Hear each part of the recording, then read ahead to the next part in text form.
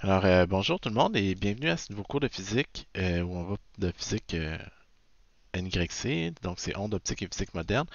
Dans le cours ici, on va parler d'interférence par réflexion, aussi connu sous le nom d'interférence par pellicule mince. Ok?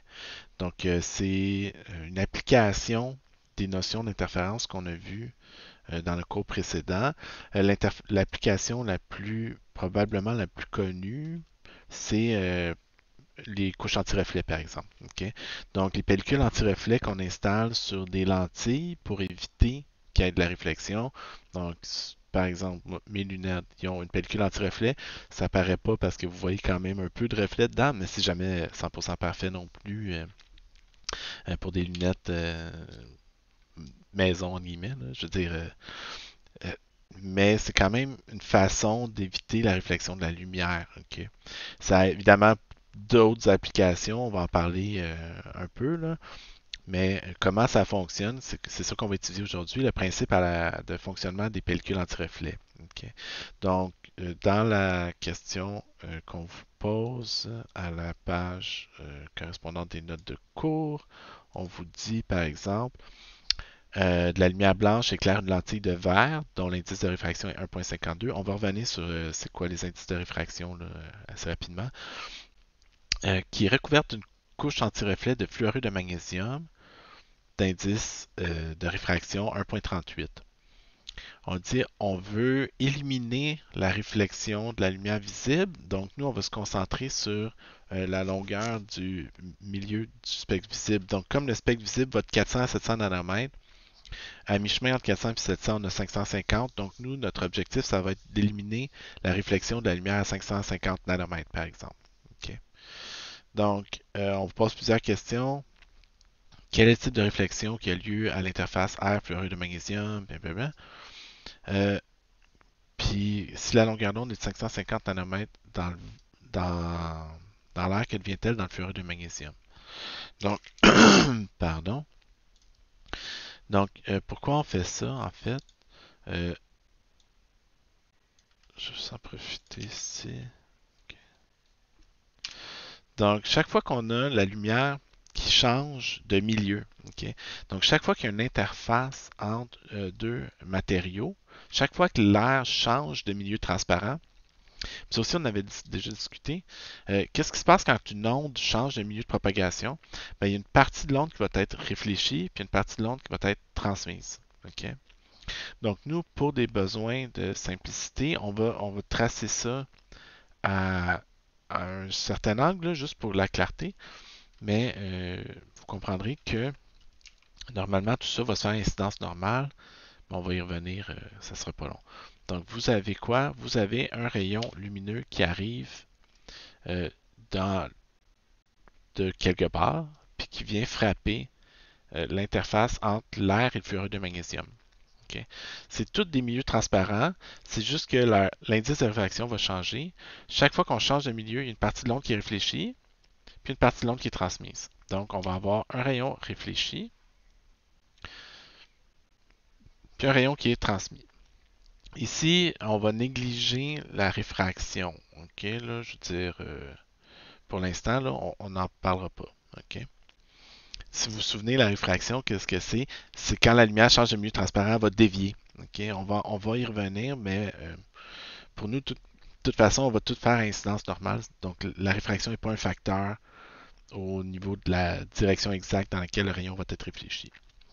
Donc, notre rayon continue. OK? Donc, je vais juste mettre aussi des petites flèches pour indiquer dans quelle direction la lumière se déplace. OK?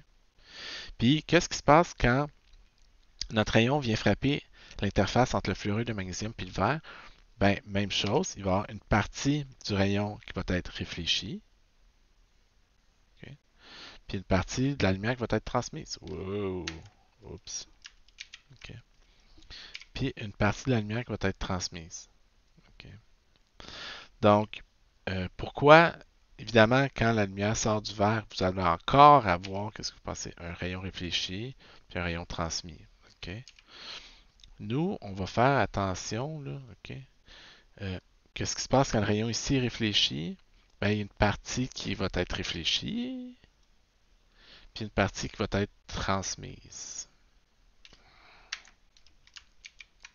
excusez. OK, on va se démêler. OK. Donc, dans quelle direction tout ça s'en va? OK. Ça comme ça comme ça. OK. Bon, premièrement, les rayons transmis sont toujours plus importants. La quantité de lumière qui va être transmise va toujours être beaucoup plus grande que la quantité de lumière qui va être réfléchie. OK? Ça, c'est assez évident. OK? Pourquoi? Ben, prenez juste mettons une lentille. C'est fait pour laisser passer la majorité de la lumière. C'est pas fait pour agir comme des miroirs. OK? Donc, la majorité de la lumière va traverser les lentilles. Une faible partie va être réfléchie. Donc, à chaque fois qu'on change de milieu, la proportion de la lumière transmise est toujours plus faible que la partie de la lumière qui est pardon. La partie de la lumière qui est transmise va toujours être beaucoup plus grande que la partie de la lumière qui va être réfléchie. Donc, quand vous avez, par exemple, comme ici, une deuxième réflexion, ben là, l'intensité ici, là, c'est très, très faible ici. OK? Donc, ça, c'est, mettons que je donne un ordre de grandeur juste pour l'exercice. Supposons que 10% de la lumière est réfléchie, puis 90% de la lumière est transmise. OK? Ce qui est loin d'être les cas réels, ça serait plus 99,1, là, puis encore. Là, OK? Donc, ça veut dire quoi? Ça veut dire que si ça, c'est 100% d'intensité, ici, j'aurais 10% d'intensité réfléchie. Ici, c'est transmis, c'est réfléchi. Donc là, il y a 10% qui est réfléchi de 90%, parce qu'on se souvient, vous avez 90% qui est transmis, vous avez 90% de 90% qui est transmis, vous avez 10% de 90 qui est réfléchi. Là, ici, vous allez avoir quoi? À peu près tout ce qui est réfléchi va être transmis, mais il y en a une petite partie qui va être réfléchie à nouveau. Donc ça, là, les réflexions de deuxième ordre qu'on appelle, là, on les traitera même pas. OK? On va complètement les négliger. Nous, ce qu'on remarque, par contre, c'est qu'il va y avoir deux faisceaux qui vont être réfléchis. Puis, ce qu'on observe, c'est que comme ma pellicule a une certaine épaisseur, ben, ce rayon-là ici, puis le rayon qui a fait l'aller-retour dans la pellicule avant de ressortir, n'auront pas parcouru la même distance. OK? Donc, comme ils n'auront pas parcouru la même distance, le rayon 2 va avoir parcouru une distance supplémentaire par rapport au rayon 1, puis on appelle différence de marche la différence de chemin parcouru entre les rayons 2 et rayon 1. Donc, mon rayon 2 va avoir parcouru une distance delta supérieure au rayon R1. Cette différence de marche-là est combien? Ben, dans une approximation où tout serait à incidence normale, donc tout serait vertical dans mon exemple, mais ce serait simplement 2 fois l'épaisseur de la pellicule. Donc, dans notre exemple ici, à incidence normale, puis par normal, on veut dire perpendiculaire à la surface, ok? Ben, la différence de marche est simplement 2 fois l'aller-retour à l'intérieur de la pellicule. Si ma pellicule fait E mètres d'épais, ben, le delta va être égal à 2E tout simplement. OK. Donc, pourquoi ça peut faire de l'interférence? Pourquoi on peut faire une pellicule anti-reflet? Ben, c'est le plan d'où on s'en va. Imaginez que cette différence de marche-là correspond à une demi-longueur d'onde. Qu'est-ce qui va se passer? Ben, vous allez avoir une première réflexion, puis une deuxième réflexion qui va être décalée d'une demi-longueur d'onde par rapport à la première. Donc, vous pouvez faire disparaître la réflexion par interférence destructive entre les deux rayons qui vont être réémis, réfléchis à la surface de la lentille. Donc, c'est ça le principe derrière la pellicule mince. OK? Donc, on nous dit ensuite, donc ça c'est au niveau de l'analyse de la situation. Si on regarde plus précisément les questions, quel type de réflexion, dure ou molle, a-t-elle lieu à l'interface air-fluorure de magnésium? Donc on se souvient aussi, puis ça si on remonte à l'exemple des slinkies, quand une onde dans un slinky venait frapper un mur par exemple, elle pouvait subir une réflexion dure. Donc quand la résistance augmentait, la partie de l'onde qui était réfléchie, c'était une réflexion dure, alors que si la résistance diminuait, on avait une réflexion molle. Donc ça, je vais aller vous retrouver les vidéos des slinkies, là. On va revoir ça. Donc voici une vidéo où on montrait ça. Voyons, excusez, j'aurais dû attendre. OK. Hey, excusez. Donc, ici, qu'est-ce qu'on remarque? OK. Donc, on a une onde qui s'en vient, par exemple, du milieu résistant vers le slinky plus léger. Puis dans l'autre exemple, du slinky plus léger vers le slinky plus lourd. Ok? Donc quand l'onde arrive du milieu léger, ok, l'onde qui est transmise a la même amplitude, mais l'onde qui est réfléchie a une amplitude qui était inversée. Ok? Alors que l'onde, quand elle arrive du milieu très résistant, ok, ben, la partie qui est réfléchie a gardé le même signe d'amplitude. Donc quand on passe d'un milieu peu résistant vers un milieu plus résistant, la réflexion va être dure, ok, comme ici. Alors que quand on passe d'un milieu plus résistant vers un milieu moins résistant, l'onde réfléchie va être changera pas de signe au niveau de son amplitude. Ok? Donc comment ça, est-ce que ça se traduit dans notre situation à nous? Qu'est-ce qui mesure la résistance d'une substance transparente au passage de l'air? Ben, c'est l'indice de réfraction. Ok? Donc directement, ce qu'on va faire, c'est qu'on va comparer les indices de réfraction au fur et à mesure que la pellicule, que le rayon se déplace. Donc ici, dans l'air, l'indice de réfraction de l'air, c'est 1. Okay? Dans le fluorure de magnésium, on dit l'indice de réfraction est de 1,38. Puis dans le verre, on dit que l'indice de réfraction est de 1,52. Okay? Donc, quand la lumière rebondit ici, ce qu'on observe, c'est que l'indice aurait tendance à augmenter. Donc, quand la lumière cherche à passer de l'air au fluorure de magnésium, ben, l'indice aurait tendance à augmenter. Donc, le rayon réfléchi va subir une réflexion dure parce que l'indice augmente. Pas parce que l'indice est grand ou petit. C'est pas la valeur de l'indice qui est importante. C'est en passant de là à là, est-ce que l'indice augmente ou est-ce qu'il diminue? Okay. Donc, comme l'indice augmente, on a une réflexion dure quand on passe de l'air vers le fluorure de magnésium. Donc, c'est une réflexion dure ici. Okay. Donc, en A, réflexion dure. Parce que l'indice augmente. En B, on dit qu'est-ce qui se passe à l'interface fluorure de magnésium vert. Donc là, au bas de la pellicule, quand mon rayon qui arrive ici rebondit, okay, c'est lui qui est important de suivre, l'indice passe de 1,38 à 1,52. Donc l'indice augmente, on va subir une deuxième réflexion dure. L'indice va augmenter. Okay? Donc, les deux réflexions vont faire changer la phase de Piradian ou vont induire une demi-longueur d'onde de déphasage. En bout de ligne, les deux vont renverser le signe de l'amplitude. C'est ce qui est important de retenir. Donc, il n'y aura pas d'effet net, ok, parce que les deux vont être affectés de la même façon. Ok. Alors maintenant, ce qu'on va faire, c'est on va se demander, ici on parle de la longueur d'onde de 550 nanomètres dans l'air, qu'advient-elle dans le fluorure de magnésium? Alors, pourquoi la longueur d'onde changerait-elle dans le fluorure de magnésium? Ok. Ben, pour voir ça, faut y penser un petit peu, mais ce qu'on sait, c'est que en passant d'un milieu transparent vers un autre, la longueur d'onde va être modifiée euh, par le changement de milieu. Ça vient de où? En fait, ça vient du fait que la vitesse de la lumière va changer quand on va changer de milieu. Ok. Donc, dans un milieu d'indice n, la vitesse de la lumière est toujours plus faible que dans l'air. Donc, ce que ça veut dire concrètement, c'est que si vous êtes dans le vide, ok, la vitesse de la lumière, c'est c, hein, ok, qui est 3 fois 10 à la 8 mètres par seconde. Ok. Donc, ça, c'est la lumière qui est dans le vide. Ok. Mais quand la lumière passe dans un milieu d'indice n, la vitesse de la lumière va toujours devenir plus faible. Ok. Elle va être ici divisée par n, où n est l'indice de réfraction d'un milieu. Donc, plus l'indice de réfraction est grand, plus la vitesse de la lumière va être faible dans un tel milieu. Ok. Mais qu'est-ce qui se passe si on a, de façon générale, pour les ondes, on sait que V est égal à lambda fois F. Ok.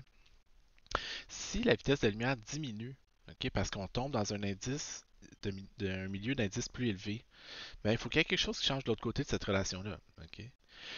Euh, le problème, c'est que la fréquence, ben le problème, c'est pas, c'est pas un problème, c'est juste une observation. La fréquence de la lumière est dictée par la source.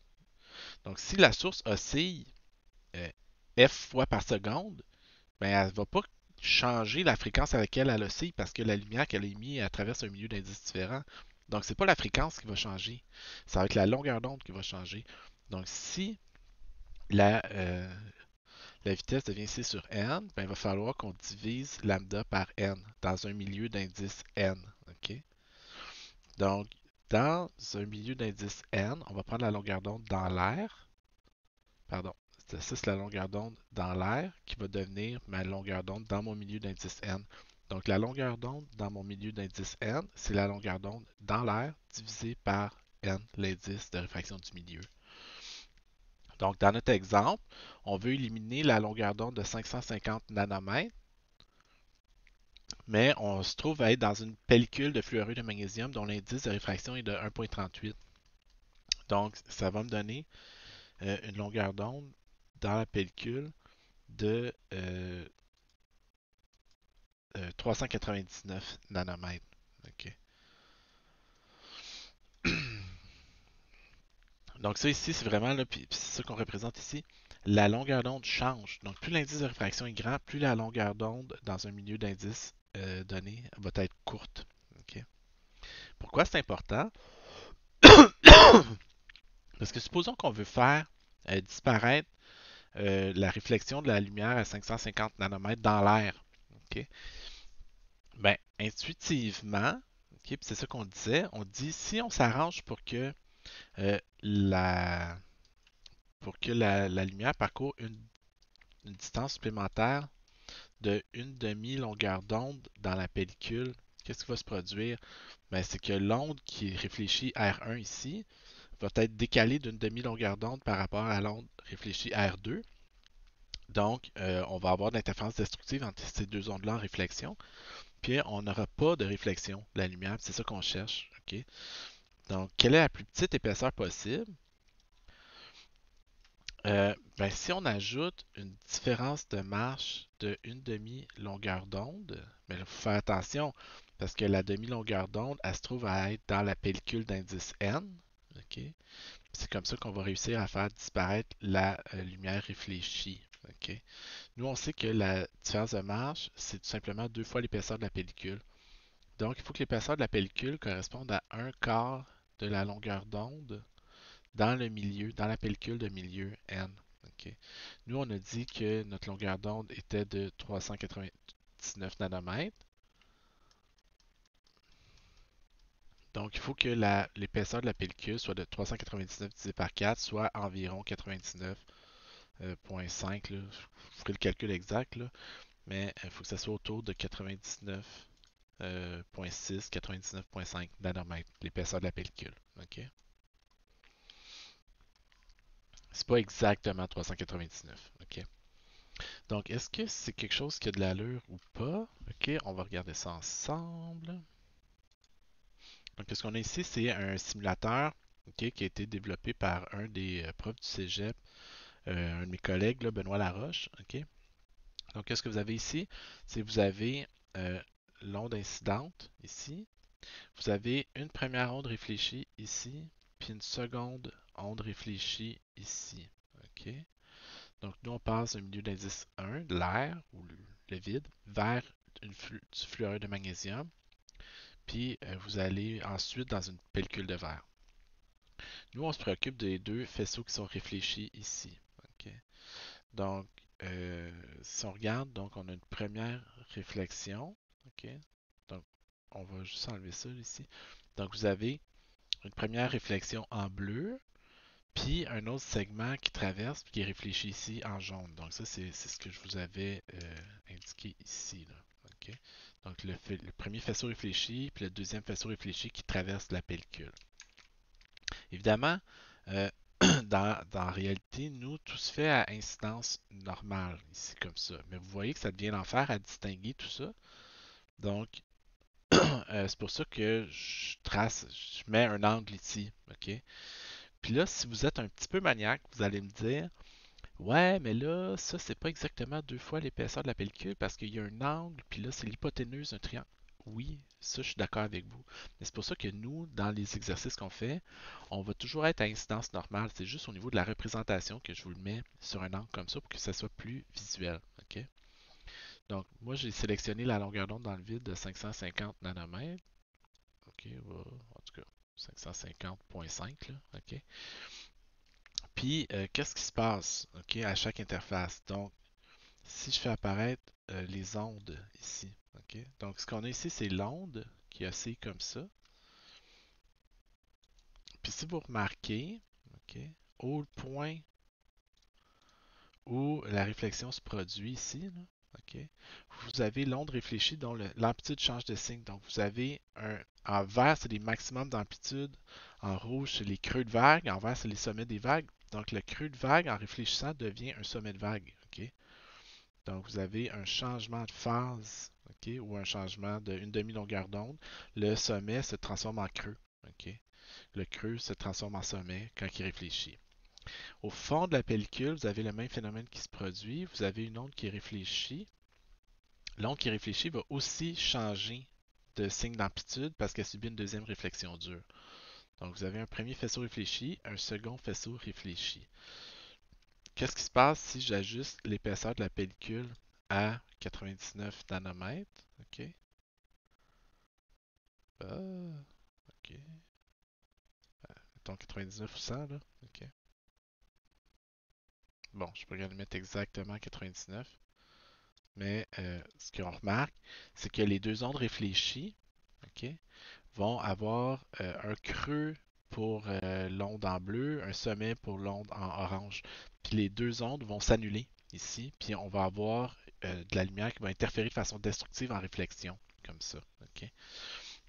Donc ça, c'est la plus petite épaisseur pour laquelle c'est possible de faire disparaître la lumière de la longueur.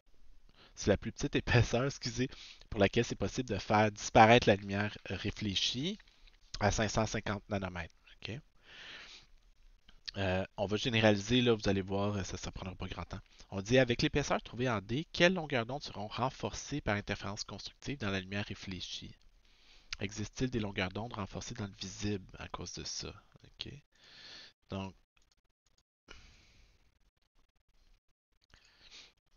évidemment, si ma pellicule ajoute un nombre entier de longueurs d'onde, OK, de différence de marche. Donc, si la différence produite par la pellicule est un nombre entier de longueurs d'onde, qu'est-ce qui va se produire? OK? Il va se produire que les deux faisceaux vont interférer de façon constructive en réflexion. Et à ce moment-là, je vais avoir une longueur d'onde qui va être fortement réfléchie. OK? Ou renforcée, c'est tous des synonymes, là, tant que ça va interférer de façon constructive. Est-ce qu'on demande, est-ce qu'il y a des longueurs d'onde qui vont être renforcées comme ça dans la lumière visible? Donc, nous, ce qu'on peut faire, c'est trouver les différentes longueurs d'onde qui vont être renforcées. On sait que l'interférence va être constructive si la différence de marche induite par la présence de la pellicule mince euh, est un multiple entier de la longueur d'onde de la longueur d'onde dans la pellicule d'indice N. OK? Donc là, il faut juste combiner une couple de facteurs. Nous, on a dit l'épaisseur de la pellicule est de 80. La différence de marge correspond au double de l'épaisseur de la pellicule. Donc, quelles sont les différentes longueurs d'onde qui vont interférer de façon constructive en réflexion? Bien, ils sont donnés par 2E divisé par M. Puis, on sait que la longueur d'onde dans un milieu d'indice N, c'est pardon, lambda 0 divisé par l'indice de réfraction N. Donc, moi, si je veux les longueurs d'onde dans l'air, j'ai juste à prendre n fois les longueurs d'onde dans la pellicule. Donc, je multiplie par mon indice dans la pellicule. Puis ici, j'ai juste à remplacer m par quoi? Ben, je ne peux pas mettre m égale à 0 là-dedans, on s'entend. Si je mets m égale à 0 ici, je trouve une longueur d'onde infinie, ça n'a pas de sens. Donc, le plus petit m que je peux mettre, c'est m égale à 1. Donc, si je mets m égale à 1, je trouve une longueur d'onde fortement réfléchie, donc en interférence constructive, de 275 nanomètres. M égale à 2, 137, M égale à 3, 91. Ce qu'on remarque, c'est que c'est toutes des longueurs d'onde qui sont dans l'ultraviolet. OK? Il n'y a aucune de ces longueurs d'onde-là qui sont dans la lumière visible. Puis, est-ce que c'est quelque chose qui marche? Donc, si je reviens avec mon animation ici, on dit à 275 nanomètres, je devrais trouver une onde qui interfère de façon constructive en réflexion. Donc, c'est sûr que si je mets une longueur d'onde semi-aléatoire, vous voyez, ça interfère de façon destructive, mais pas complètement. OK? Ici, il va rester un petit peu de lumière mauve. De la même façon, il va rester un peu de lumière rouge parce que les deux réfléchis ne sont pas exactement identiques. Mais si je vais à 275, qu'est-ce que j'aimerais observer? Bon, autour de 275, là, ce que je remarque, c'est que mes deux ondes réfléchies ont exactement la même amplitude, ont exactement, dans le fond, ont le même signe, ok? Ont la même forme, ont la même phase. Donc, comme mes deux ondes réfléchies ont la même phase, ce qui se produit, c'est que je vais avoir de l'interférence constructive en réflexion à 275 nanomètres, comme c'était prédit par mon calcul. Ok? Donc, c'est ça le principe. Donc, dans une pellicule mince, ok, on précise ici vers la fin là, la couleur violacée des reflets. Normalement, les lentilles anti-reflets ont toujours une petite teinte pareille, violacée ou donc c'est parce que, comme on disait, les deux extrémités, là, le mauve, le violet, excusez, le mauve-violet, il faudrait demander à ma femme, elle est meilleure que moi là-dedans. Puis le rouge ici, ils sont pas complètement annulés, ils vont se combiner puis ils vont faire un genre de reflet violacé aux lentilles anti-reflet normalement. Ok? C'est fait pour éliminer vraiment le milieu ici. Ce qu'on remarque, c'est que les longueurs d'onde ultraviolettes vont être fortement réfléchies. Ok? Donc ça donne en même temps, si on y pense un petit peu, si la longueur d'onde est fortement réfléchie, ça veut dire qu'elle est faiblement transmise à ce moment-là.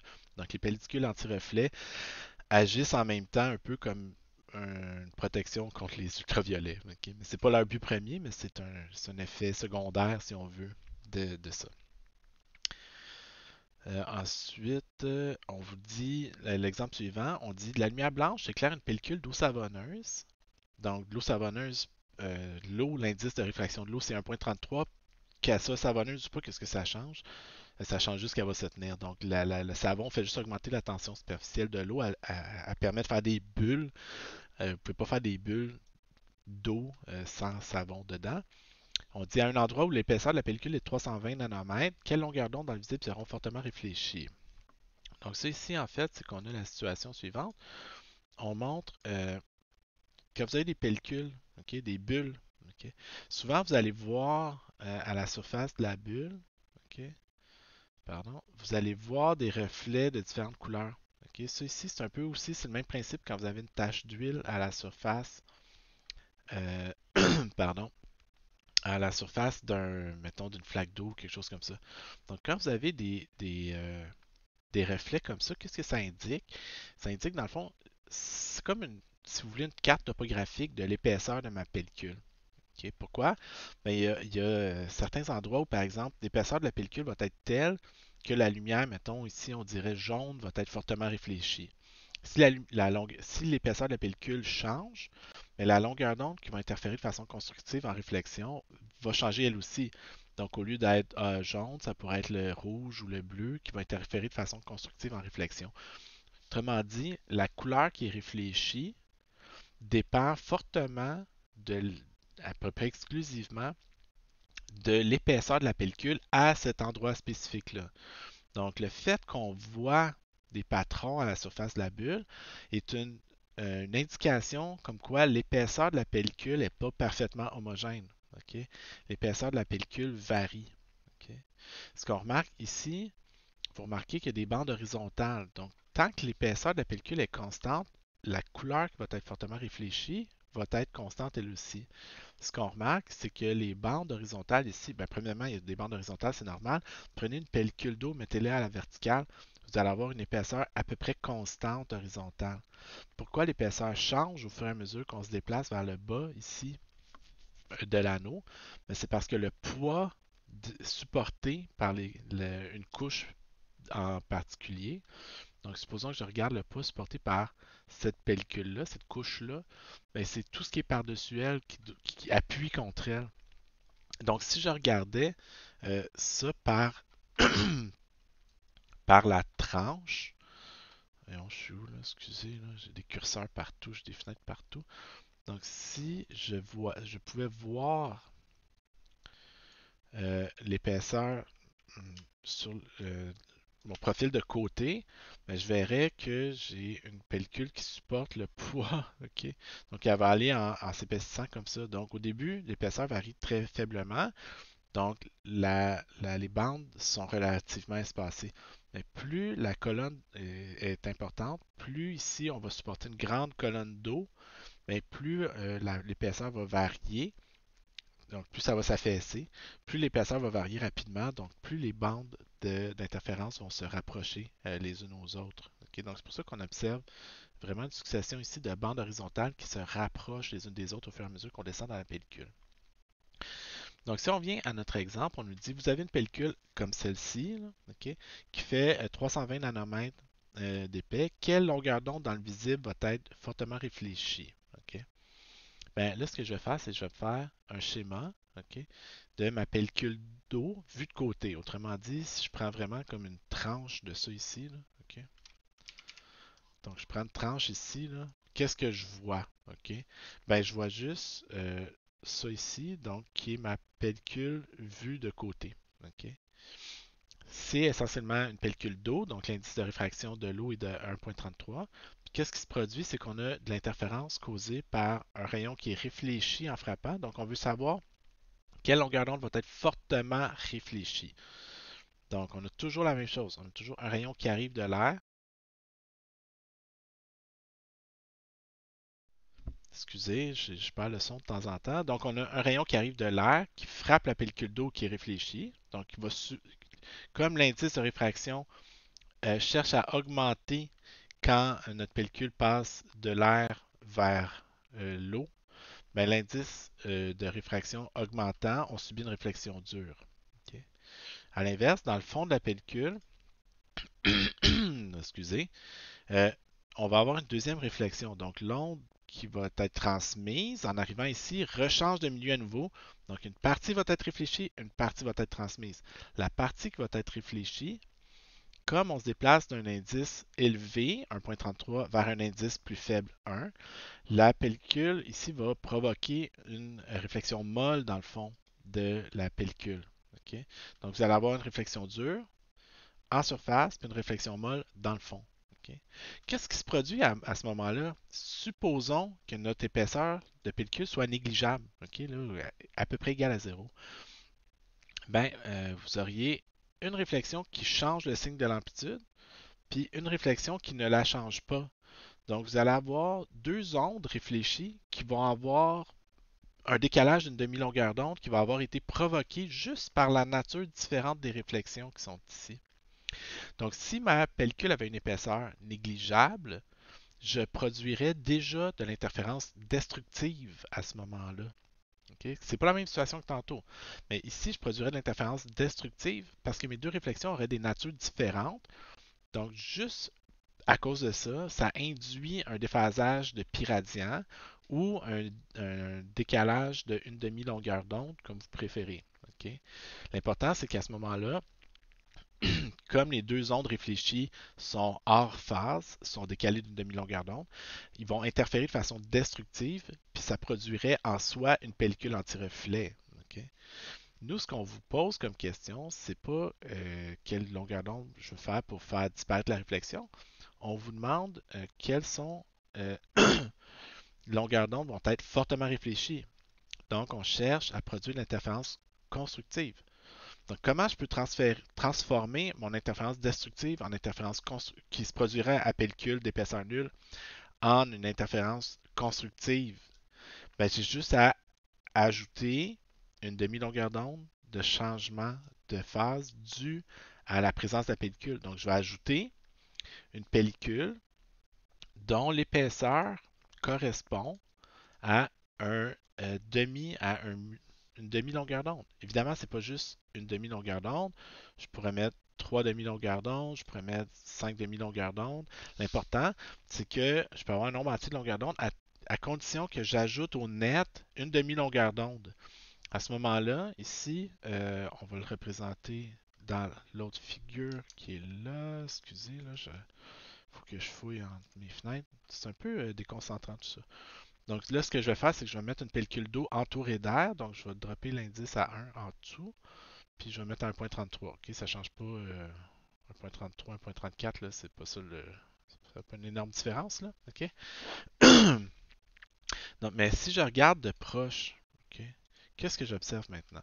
J'observe que j'ai là ici l'épaisseur de la pellicule a été ajoutée au hasard. Attendez une seconde.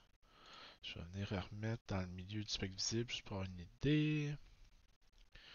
Donc, qu'est-ce qui se produit? Au moment où l'indice augmente, je subis une réflexion dure. Ok. Donc, le maximum en vert devient un minimum en rouge, le minimum en rouge devient un maximum en vert. Donc, je subis vraiment une réflexion dure à ce moment-là. Vous voyez la phase changer. Alors que dans le fond de la pellicule, la réflexion, elle, ne modifie pas le signe de l'amplitude. Ok. Donc, l'onde, le creux rouge rebondit comme un creux rouge. Ok. Puis, donc, la nature des deux réflexions est différente. C'est ça qui va être la clé là-dedans aussi. Donc, c'est toujours important en premier de se demander est-ce que j'ai des réflexions molles, est-ce que j'ai des réflexions dures. Ça va toujours avoir un effet là-dedans. OK? Pardon. Donc, ouais, c'était mon logiciel de montage. On dit l'interférence doit être constructive à chaque fois que la différence de marche est un nombre de demi-longueur d'onde additionnelle. Évidemment, quelle est la plus petite? Pardon, ici, nous, on a fixé l'épaisseur de la pellicule à 320 nanomètres. Donc, qu'est-ce qu'on se trouve à faire? On se trouve à fixer la différence de marche. La différence de marche correspond au double de l'épaisseur de la pellicule. Ok. Comme l'épaisseur de la pellicule est 320 nanomètres, ça produit une différence de marche de 640 nanomètres. Ok. Nous, ce qu'on sait, c'est que on cherche les longueurs d'onde dans l'air qui vont être fortement réfléchies. Donc, ce qu'on va faire, c'est qu'on va juste isoler lambda ici, mais maintenant, on ne veut pas lambda dans la pellicule, on veut lambda dans l'air. Puis on se souvient que lambda dans l'air, c'est n fois lambda dans la pellicule. Donc les longueurs d'onde qui vont être fortement réfléchies dans l'air sont n fois les longueurs d'onde des pellicules, les longueurs d'onde dans la pellicule, pardon. Excusez, c'est un peu l'indice à l'intérieur de la pellicule 1.33, puis mon lambda n. Donc là, ce que je peux faire, c'est que je peux prendre différents m maintenant. OK? Donc, les, les différentes longueurs d'onde qui vont être fortement réfléchies sont celles pour lesquelles m est égal à quoi? Quel est le plus petit m que je peux mettre ici? Mais ici, je peux mettre un m égal à 0, ça veut dire juste une demi-longueur d'onde. Donc, si je mets m égal à 0, à 1 ou à 2, qu'est-ce que je trouve? Donc, à 0, je trouve une longueur d'onde de 1702 nanomètres. Ça, 1702 nanomètres, c'est clairement dans l'infrarouge. OK? Donc, on se souvient, le visible va de 400 à 700 nanomètres. Si c'est plus que 700 nanomètres, c'est l'infrarouge. Si c'est moins que 400, c'est de l'ultraviolet, pardon. Donc, à m égale à 0, je trouve une longueur d'onde infrarouge. Pour m égale à 1, je trouve un lambda 0 égal à 568 nanomètres. Ça, c'est dans le visible. OK? Donc, ça, c'est du jaune, en fait, essentiellement. Puis si m est égal à 2, je trouve 340 nanomètres fortement réfléchi. Ça, c'est de l'ultraviolet. Donc ça aussi, ça ne se verra pas parce que c'est à euh, trop courte longueur d'onde. Donc la longueur d'onde dans le visible qui va être fortement réfléchie est de 568 nanomètres. Donc est-ce que c'est quelque chose qui a de l'allure? OK. Pardon. Donc on dit, ajustons l'épaisseur de la pellicule à 320 nanomètres. À peu près, là. Vous remarquerez, là. OK. Bon, je l'ai. Donc, ça fait 643 nanomètres aller-retour. On dit le jaune devrait être fortement réfléchi. Le jaune à 568 nanomètres. Donc, à 568 nanomètres, qu'est-ce qu'on remarque? On remarque que j'ai une réflexion ici qui change le signe. Puis j'ai une réflexion qui ne change pas le signe. À cause de la différence de marge, quand les deux faisceaux réfléchis se recombinent, mais là, soudainement, ils interfèrent de façon constructive, puis je vois un maximum au niveau de la réflexion. OK? Si on vous demande quelles longueurs d'onde vont être absentes de la lumière réfléchie à ce moment-là, mais qu'est-ce qui se passe? Qu'est-ce qui change? En fait, ce qui change, c'est notre condition, euh, notre relation pour notre condition dans le fond, delta. Au lieu d'être il faut que delta soit un demi-longueur d'onde, il faut que delta soit une longueur d'onde entière. Okay. Pourquoi? Ben, imaginez que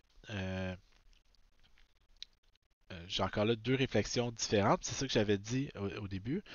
Si ma pellicule avait une épaisseur nulle ou négligeable, ben, j'aurais une onde qui aurait une amplitude renversée, puis une onde qui aurait une amplitude pas renversée. Donc déjà en soi, j'aurais une onde amplitude positive, une amplitude négative, la somme des deux donne zéro.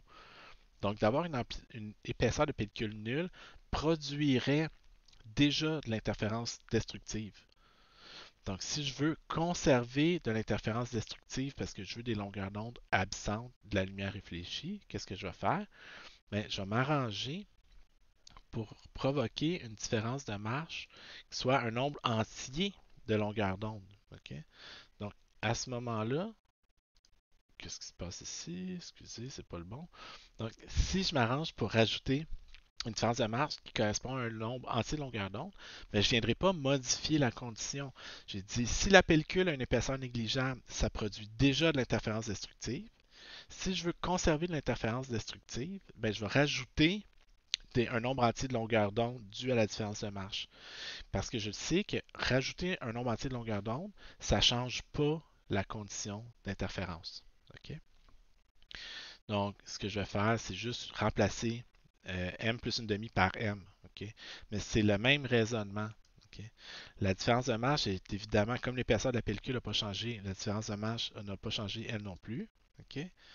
Ce que ça permet de faire, c'est d'isoler lambda n, de remplacer lambda n par lambda 0, puis d'ensuite d'aller utiliser les différents m, OK, pour trouver les longueurs d'onde qui vont être fortement atténuées ou qui vont être absentes de la lumière réfléchie ou qui vont être en interférence destructive. C'est tous des synonymes encore là. Donc on dit si l'épaisseur de la pellicule est de 320 nanomètres, je devrais avoir le violet en interférence destructive. OK? Puis l'infrarouge en interférence destructive.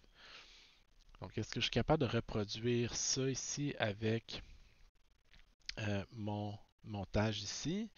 Donc, nous, on a dit à 851 nanomètres. Je ne sais pas si je me rends. Non, je me rends à 750. À 426 nanomètres, je devrais avoir d'interférence destructive. 426, bon, 426.9 là. Ah, 426. Pardon. Ici, pourquoi c'est pas exact en passant? C'est parce qu'ici, dans le simulateur, on tient compte de l'angle d'inclinaison. OK? Donc, l'angle d'inclinaison joue un rôle ici, ok, que moi je néglige dans mes calculs. Ok. Parce que lui, il calcule exactement la distance ici qui est parcourue.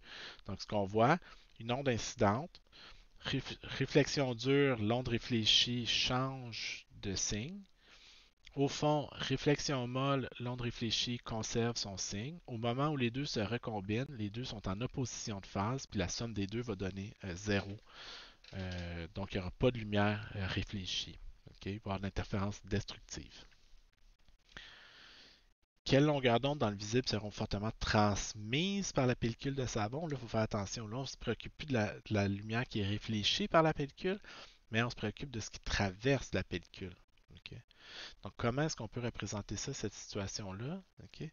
Ben, en fait, on a juste à regarder, on revient sur notre pellicule, sauf que maintenant, on se préoccupe de la lumière qui est transmise par la paroi. Donc, pourquoi il y a de l'interférence en transmission? Ben, c'est parce que vous avez un faisceau lumineux qui va passer tout droit, ok, qui va interférer avec un faisceau lumineux qui va subir deux réflexions à l'intérieur de la pellicule. Donc, vous allez avoir une première réflexion ici. Bon, c'est sûr qu'il y en a d'autres, là, mais on ne se préoccupe pas des autres. Nous, ce qu'on veut, ici, il y a un faisceau qui est transmis. Ici, c'est sûr qu'il y a une partie qui est réfléchie, mais on ne veut pas elle. On regarde celle qui est transmise. Ici, vous avez une partie qui est transmise, mais transmis, c'est déjà celui-là. Donc, on va se préoccuper du réfléchi. Le réfléchi, une partie transmise, une partie réfléchie. Le réfléchi à nouveau, une partie réfléchie, une partie transmise. Donc, nous, on va se concentrer sur le rayon transmis, puis le rayon réfléchi deux fois et transmis à nouveau. OK? Ce qu'on remarque, c'est qu'ici, vous avez deux réflexions. Vous avez une première réflexion quand l'air cherche à sortir de la pellicule. À ce moment-là, l'indice passe de 1.33 vers 1. Donc l'indice diminue. On se trouve à produire une réflexion molle à cet endroit-là. Puis ici, la deuxième réflexion, on passe d'un indice 1.33 vers un indice de 1. Donc encore là, l'indice diminue. On va avoir une autre réflexion molle. Donc on va avoir deux réflexions molles ici qui vont se produire aux deux réflexions. Si on y pense un petit peu, ce que ça veut dire, ok, donc on va avoir interférence entre ces deux signaux-là. Ben, si on cherche les longueurs d'onde qui vont être fortement transmises par la pellicule, ça veut dire qu'ils vont être en interférence constructive en transmission. Ok.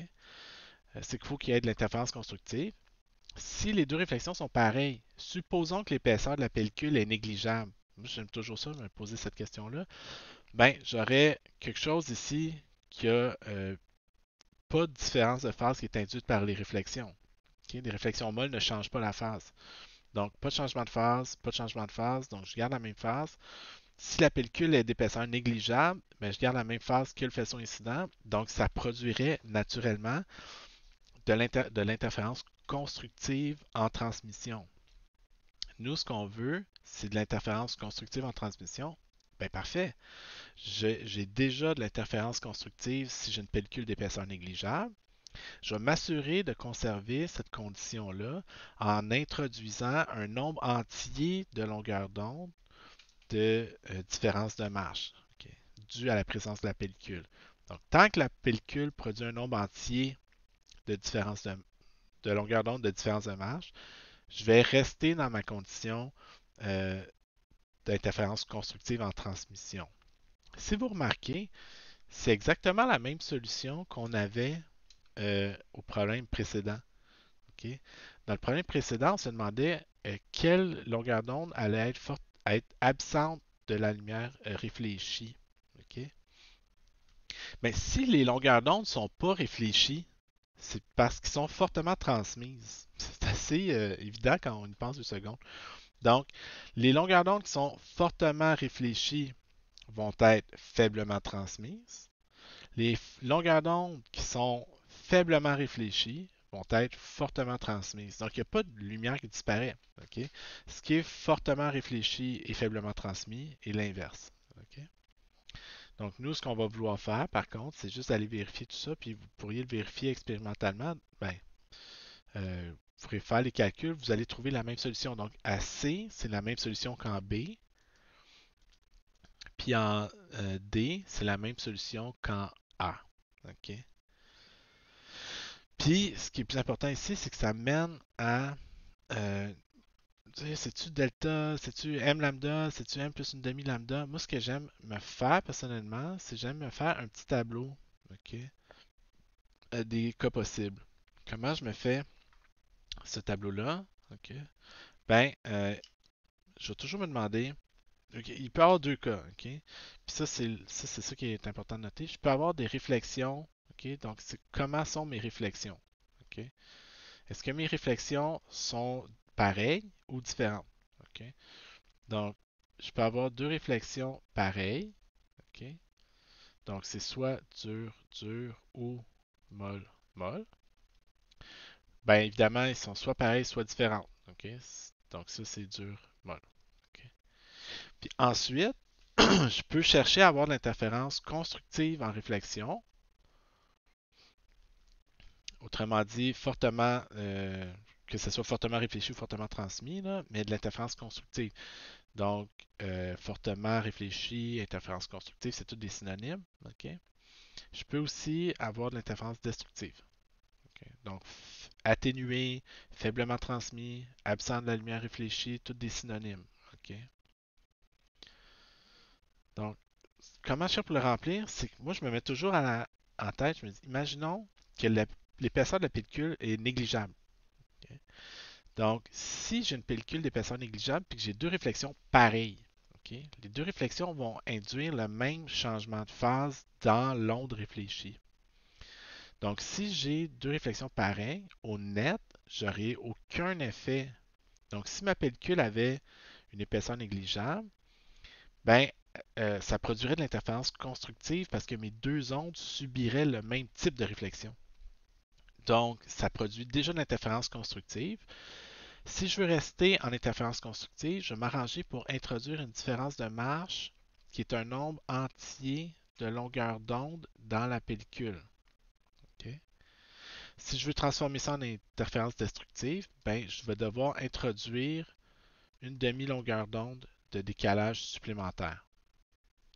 Ce qui est le contraire dans le cas des réflexions différentes. Si mes réflexions sont de nature différente, une dure, une molle, mais j'en ai une qui provoque une demi-longueur d'onde de changement de phase, l'autre qui n'en produit pas.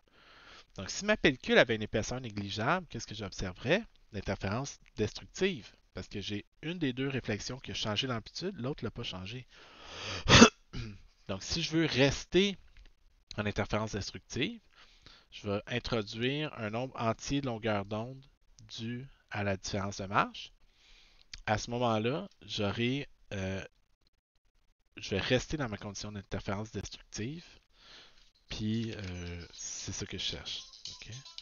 Dans l'autre cas, ok, laisse-moi une seconde, je vais devoir, pour transformer ça en interférence constructive, je vais devoir introduire une différence de marche d'une demi-longueur d'onde, puis à ce moment-là, ça va transformer l'interférence qui est spontanément destructive en interférence constructive. Okay? Donc moi, je vous suggère, okay, pas de le retenir par cœur, mais d'être capable de reproduire ce petit tableau-là au besoin. OK? OK. Donc, ça, c'est quand on a cette analyse-là s'applique à toutes les pellicules, évidemment. Okay? Donc, ce qu'on doit déterminer, c'est quoi l'indice de réfraction de la pellicule en tant que telle. Okay? Donc, on vous donne l'exemple suivant. On dit un mince fil, OK, puis quand on dit mince, c'est 10-3 mm de diamètre. OK? Donc, c'est très mince fil. OK? Il est placé entre deux verres de lame plane, puis le montage est éclairé par une lumière à 600 nanomètres. Décrivez le patron d'interférence qu'on va observer. OK? Donc, la première question qu'on doit se poser, en fait, c'est on doit se faire un schéma. Ça.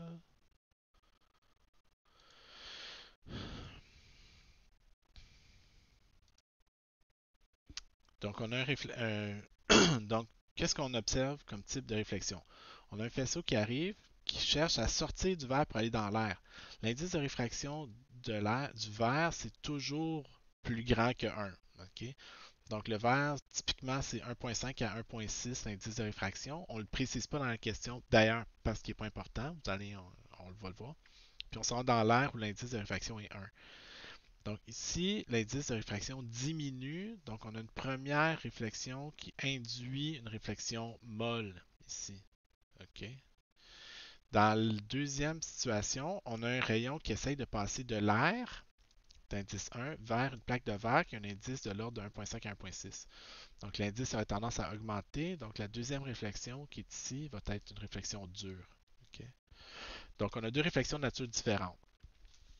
Ce qu'on a dit tantôt, juste avant, c'est que si la pellicule avait une épaisseur négligeable, comme au point de contact, OK, ben à ce moment-là, j'ai aucune différence de marche, puis j'ai deux réflexions différentes, ça va produire un point sombre. OK? Donc, à la question C, on dit la région avoisinant le fil est-elle brillante ou sombre? Mais elle va être sombre, OK? Parce que j'ai deux réflexions différentes. Au point de contact entre les deux, quand la pellicule a une épaisseur négligeable, ça produit spontanément de l'interférence destructive. Alors que chaque fois que... bon, c'est ça. Donc, ça produit une interférence destructive. Donc, ça va être sombre ici. OK? Euh, de quoi va avoir l'air la figure? Ben, nous, on sait qu'on a deux réflexions différentes. Donc, on va être dans cette colonne-là. On sait que delta, c'est deux fois l'épaisseur de la pellicule. Ce qui se produit, c'est que l'épaisseur de la pellicule change au fur et à mesure que je m'éloigne du bout. OK? Donc, comme l'épaisseur de la pellicule change, ben, la différence de marche qui va être produite par la pellicule va changer elle aussi. Puis, c'est qu'il va y avoir certains endroits le long de la lame où l'épaisseur de la pellicule est telle que le décalage produit un nombre entier de longueur d'onde, puis ça devient de l'interférence destructive. Il va y avoir d'autres endroits où l'épaisseur de la pellicule est telle que ça produit une différence de marche telle que ça va donner de l'interférence constructive. Donc, en pratique, vous allez avoir une succession de franges brillantes et sombres qui vont apparaître sur l'écran. OK? Donc, si vos plaques sont vraiment parfaitement polies, là, buffées là, en bon français, là, vous allez voir chaque fois que l'épaisseur est un nombre demi-entier de longueur d'onde. Donc, mettons, à zéro longueur d'onde, vous avez le point de contact entre les deux. Pardon. À 0 longueur d'onde, vous avez le point de contact entre... Aïe, aïe, aïe, aïe, aïe. À 0 longueur d'onde, je répète, vous avez le point de contact entre les deux lames, c'est sombre. Quand l'épaisseur de la pellicule produit une différence de masse d'une demi-longueur d'onde, vous allez être en interférence constructive. Si vous produisez une différence de marche de 1 longueur d'onde, vous revenez sombre. 3 demi-longueurs d'onde, vous redevenez brillant. 2 longueurs d'onde, vous redevenez sombre. Puis ainsi de suite. OK?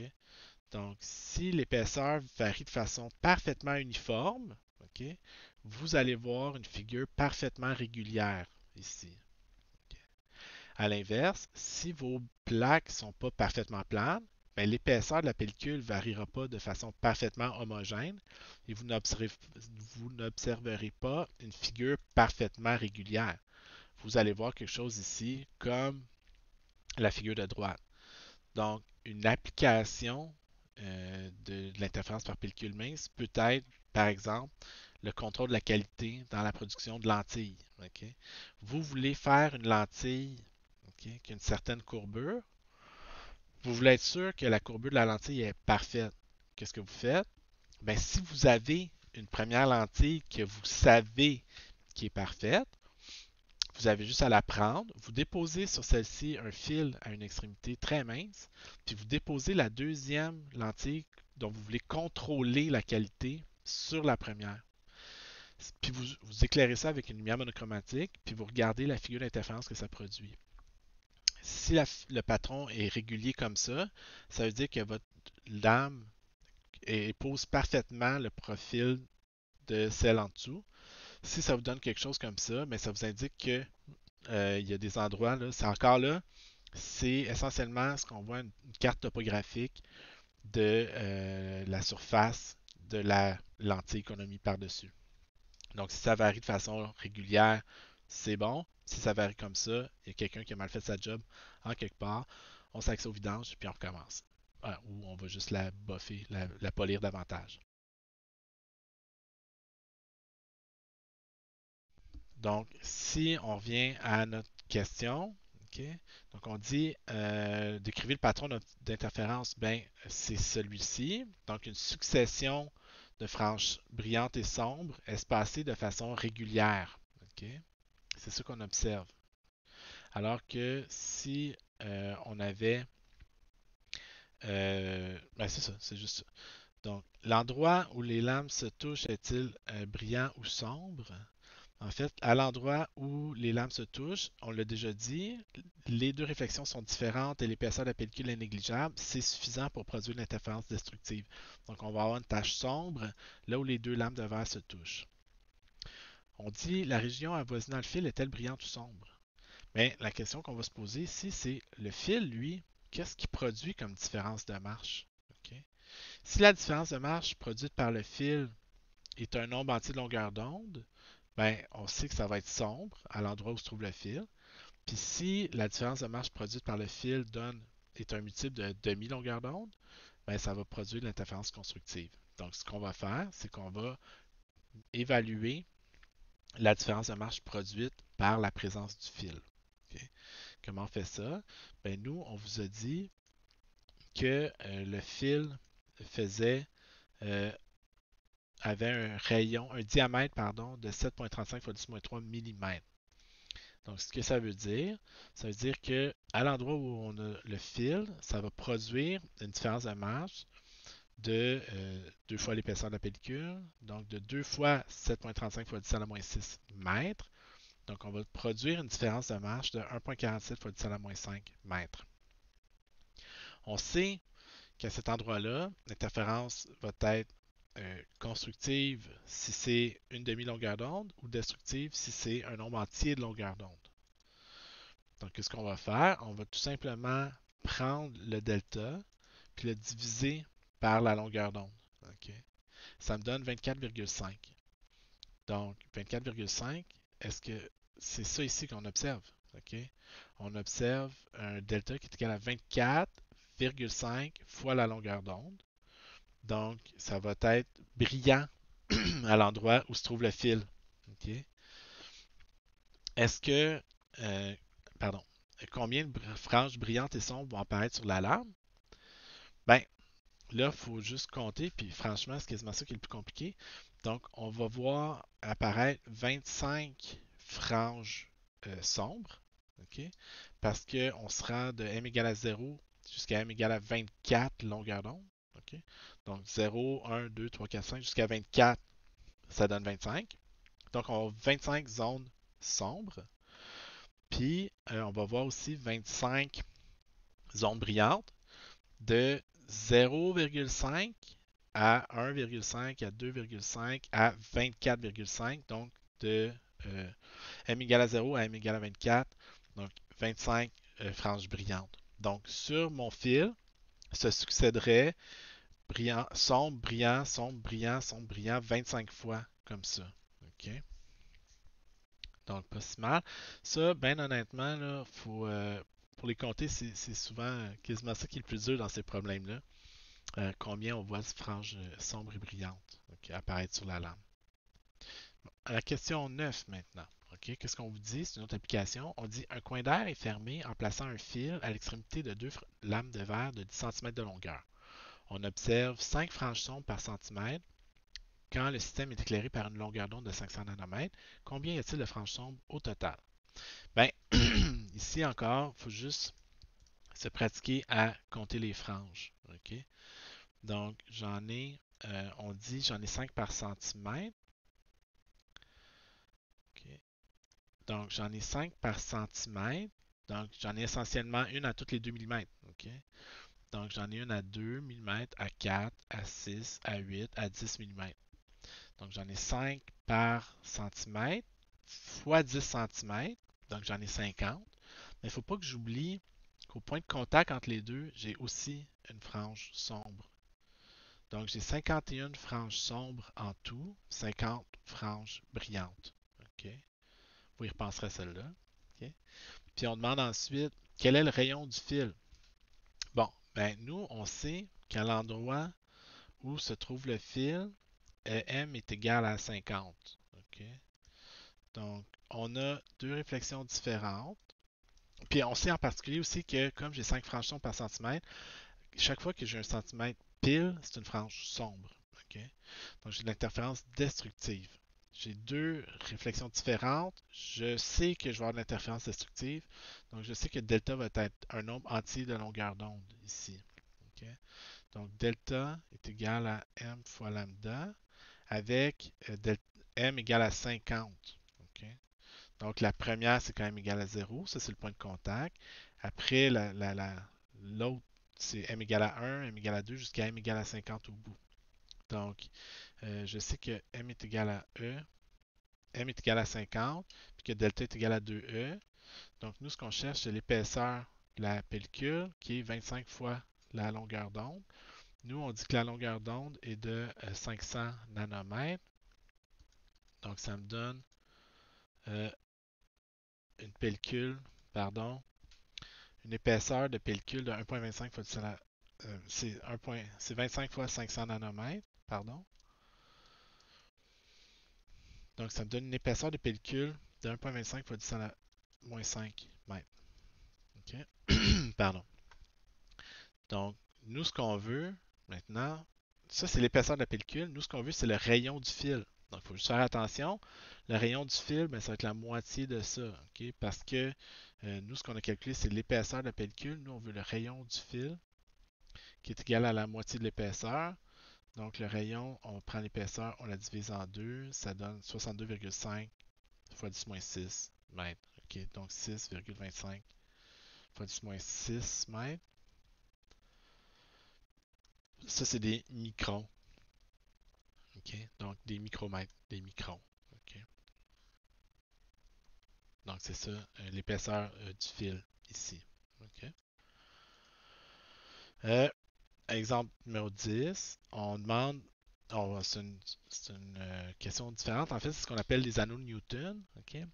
On dit une lentille de verre plan convexe, donc plan convexe, est placée sur une lame de verre plane.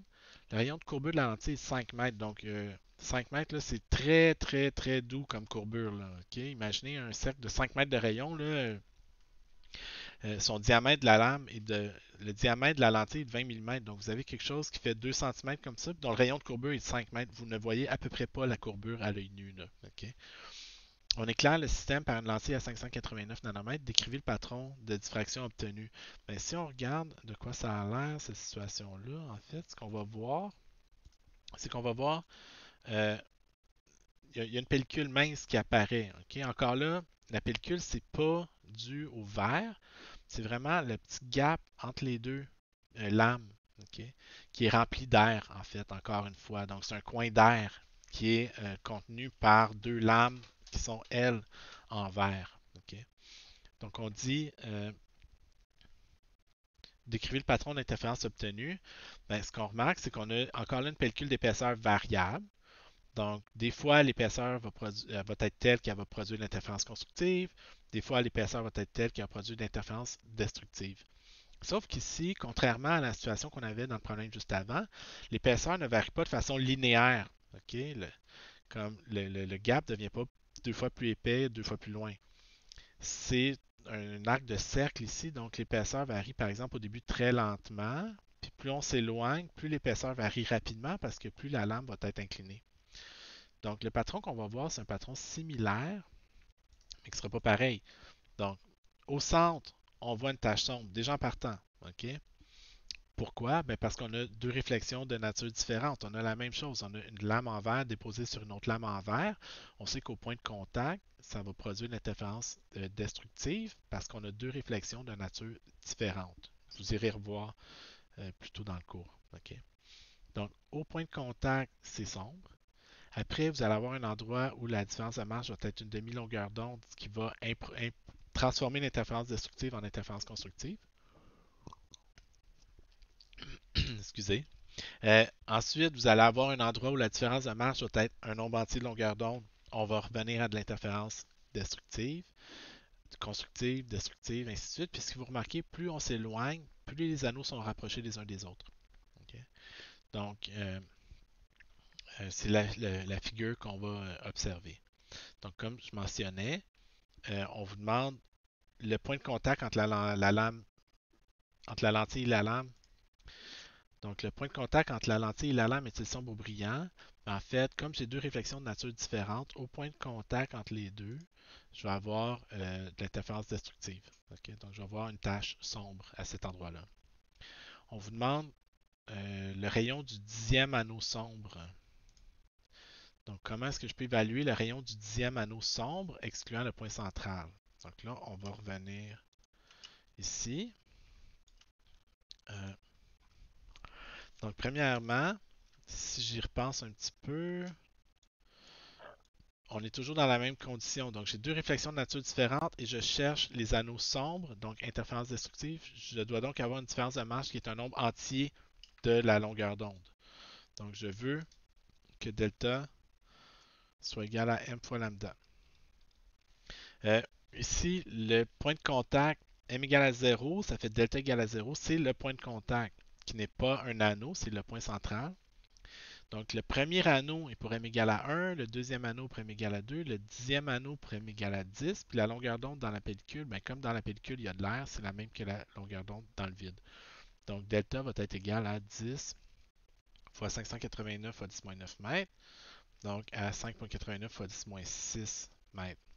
Okay? Donc, ça va être le delta qui va avoir été produit. Okay?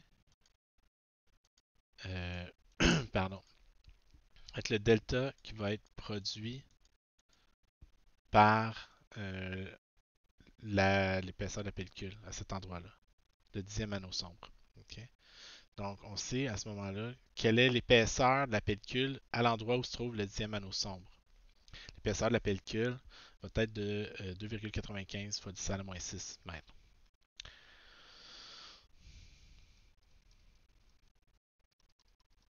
La question qu'on vous pose, c'est quoi? Quel est le rayon de, de cet anneau-là? Okay? Mais là, c'est pas simple si je pense. Okay? Pourquoi? Parce que je viens de trouver l'épaisseur de la pellicule à cet endroit-là. Donc moi, ce que je viens de trouver concrètement, c'est ça ici. Là. Donc si je prends ma figure, puis que je viens la mettre ici,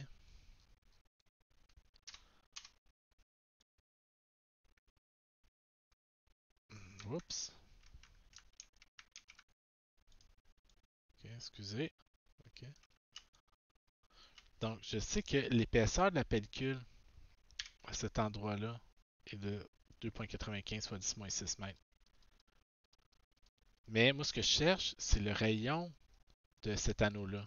Ok. Donc, comment je peux relier le rayon de l'anneau à l'épaisseur de la pellicule à cet endroit-là? Ok. Ben, ce qu'on va faire, c'est qu'on va venir regarder notre figure un peu plus en détail. Ok. Qu'est-ce qu'on aime faire en physique, là? Donc ici, c'est ça. Donc on a une relation entre le rayon grand R, le rayon de courbure de la lentille, le rayon petit r qui est le rayon d'un anneau donné, ok? Puis E, l'épaisseur de la pellicule. Ok.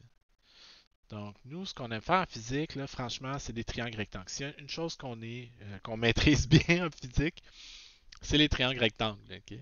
Donc, si je regarde comme il faut, mon triangle rectangle a trois côtés. Quelle est la valeur, quelle est la longueur du troisième côté? Ben, c'est tout simplement R moins E.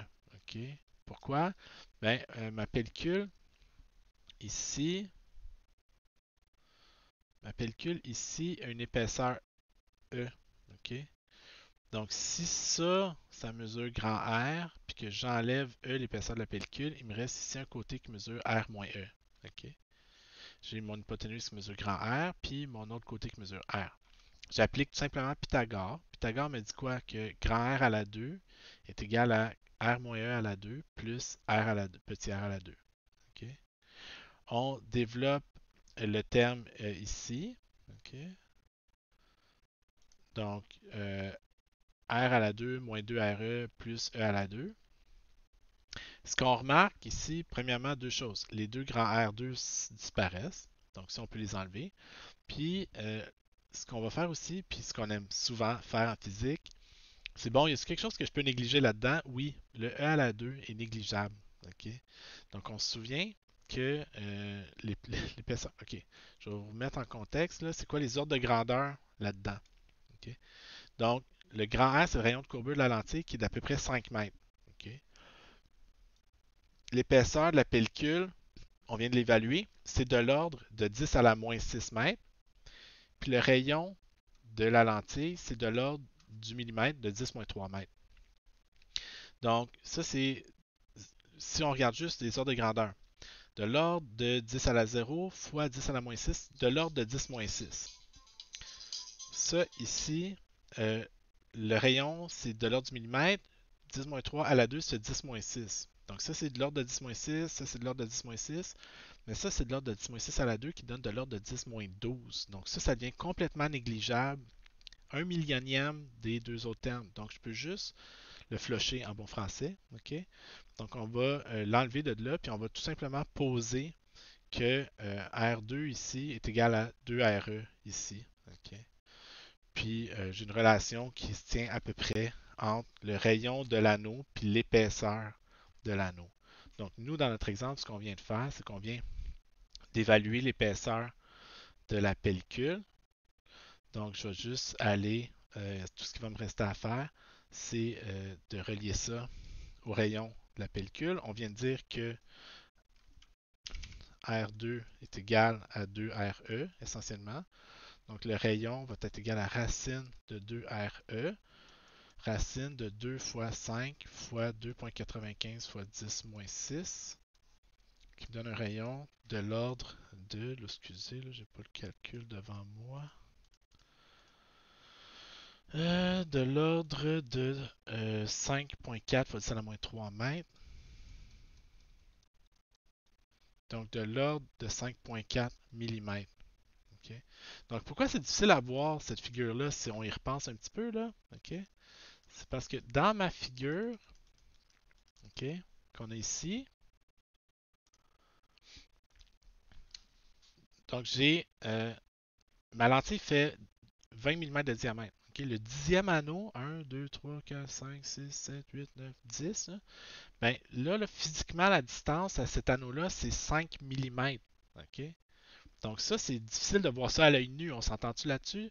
Donc c'est comme si là, vraiment la distance du centre au dixième anneau, qui est à peu près ici, là, était de 5 mm physiquement. OK? Donc c'est pas quelque chose qui est facile de voir à l'œil nu dans une situation comme ça. OK? Donc, c'est ça. Donc, c'est pas quelque chose qui est facile à voir, ça, OK? Être en classe, probablement en fait, je pourrais sûrement vous les montrer en démonstration, là, mais je vais essayer de trouver des exemples de ça sur. Ben, c'est pas. Faut le voir. Là, y a pas. C'est ça. Hein? Faut le voir parce que sinon, c'est difficile de se représenter ça à l'œil nu. OK? Combien d'anneaux brillants pourrait-on observer? Mais ici, en fait, ce qu'on va faire, c'est qu'on va juste renverser la question. OK? Au lieu de se dire quel est le rayon du 10e anneau, je vais me dire au bout de la lentille, quelle est l'épaisseur de la pellicule. OK? Donc, moi, ce que je sais, c'est que mon rayon, euh, le diamètre de la lentille est de 20 mm. Donc, ça veut dire que le rayon de la lentille est de 10 mm. Ça va produire une pellicule qui va avoir une épaisseur de combien? Ça va produire une épaisseur de c'est 10 moins 3 mètres à la 2. Non, 10 mm, pardon, c'est 10 à la moins 2 mètres, est égal à 2 fois R qui est 5, fois E.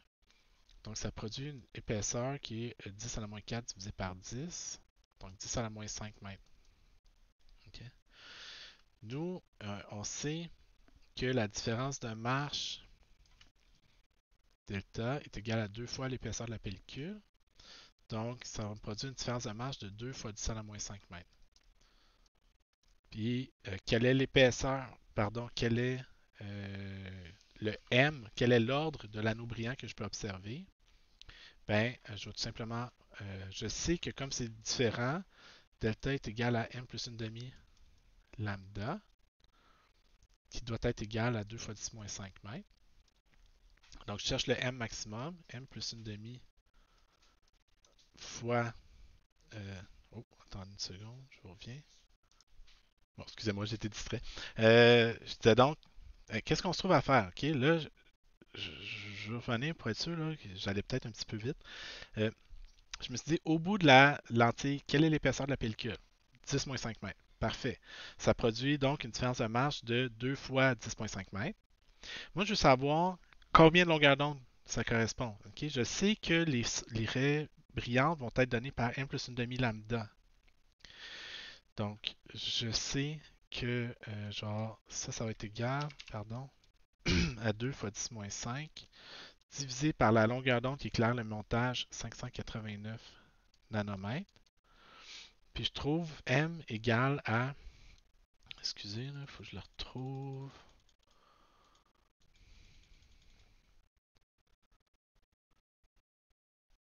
Je trouve que M maximum est égal à 33. Et ça donne 34. Un peu 34. Donc je trouve que M est égal à 33,5. OK? Donc qu'est-ce que ça veut dire? OK? Ça veut dire que je vois jusqu'à M égale à 33. M ne peut être que entier. OK? Donc ça veut dire que je vois les anneaux brillants de l'ordre égal. Je vois M égale à 0. OK? Je vois M égale à 1, M égale à 2, M égale à 3, jusqu'à M égale à 33. Donc je vois 34 anneaux brillants. OK? Donc de M égale à 0 à M égale à 33, parce que M ne peut être que entier. Donc, à la réponse en E, en D, combien d'anneaux brillants je peux observer? 34 anneaux brillants.